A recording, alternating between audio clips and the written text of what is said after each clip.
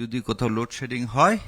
গুপ্ত শব্দটি নিয়ে হঠাৎ উত্তপ্ত হয়ে উঠেছে রাজনৈতিক অঙ্গন। ক্যাম্পাস থেকে ছড়িয়ে পড়া উত্তাপ রাজপথ ও সংসদে গিয়ে ঠেকেছে। দেশজুড়ে গুপ্ত নিয়ে উত্তপ্ত পরিস্থিতিতে দেশ সংলাপের এবারের আয়োজন সংসদ ও রাজনীতি। অনুষ্ঠানে অংশ নিয়ে বিশিষ্টজনেরা বলেন, অতীতে নিষিদ্ধ বা সীমাবদ্ধ রাজনৈতিক দলের নেতাকর্মীরা গোপনে কার্যক্রম চালালেও বর্তমানে গুপ্ত রাজনীতি ভিন্ন মাত্রা পেয়েছে। আওয়ামী লীগের সময় থেকে যে কাজটা করতেছিলেন, এরপরে অন্তর্বর্তীকালীন সময় এসে এই কাজটাই করতে থাকলেন, আপনি এনজয় করতে থাকলেন। এইটার কারণে এই জিনিসটা একটা শ্লেষাত্মক জায়গায় চলে গেছে এবং এই ক্যারেক্টারকে এখন ধরেন একটা নেগেটিভ ক্যারেক্টার হিসেবে সমাজে দাঁড়াইছে। সংলাপে আলোচকরা বলেন, অতীতে গুপ্ত রাজনীতির মতো বিষয় থাকলেও এখন সেটা বন্ধ করার সময় এসেছে। আমাদের ইসলামী তো এখন বিরোধী দল এবং একটা আনুষ্ঠানিক রাজনীতির মধ্যে আসছে।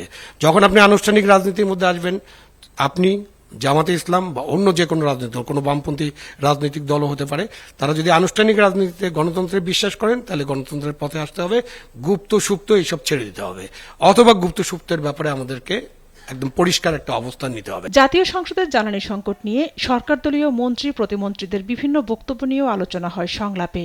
এই জিনিসটা যে ক্রাইসিস বাংলাদেশে, এইটা অ্যাড্রেস করতে তারা রাজি না। যাই হোক, তারপরও বিরোধী দল কতটা কনস্ট্রাকটিভ উদার হয়েছে যে আসেন আপনারা একসাথে বসে আমরা, কারণটা হচ্ছে আপনাকে মানুষ বিশ্বাস করতেছেন আপনার কথা, যে আপনার ক্রাইসিস ভুগতেছেন, এটাকে এরকম সমস্যা হচ্ছে, যে তেলও থাকে, তাহলে আসেন একসাথে আমরা ইনভেস্টিগেশন করে বলি জনগণকে এই পরিমাণ মজুদ আছে, পেনিক নিয়েন না।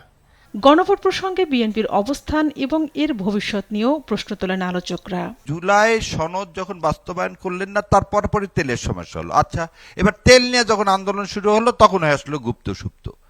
দুঃখ করে এই জন্যে বলি যে কেউ না কেউ কোনো অদৃশ্য শক্তি চাচ্ছে না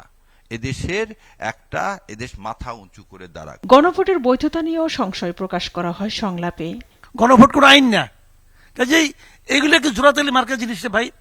আপনি জুলাই সনদ যেটা বলতেছেন বলেন, এর সঙ্গে যতটুকু 31 দফা মিলবে ঠিক ততটুকুই টিকবে। তাহলে গণভোটের ভবিষ্যৎ কি? কোনো ভবিষ্যৎ নাই, একটা অবৈধ জিনিস কি ভবিষ্যৎ কি? আলোচকরা আরও বলেন, একসময় মানবাধিকার কমিশন, দুদক, বিচার বিভাগ ও নির্বাচন কমিশনের মতো গুরুত্বপূর্ণ প্রতিষ্ঠানগুলোকে অকার্যকর করে রাখা হয়েছিল।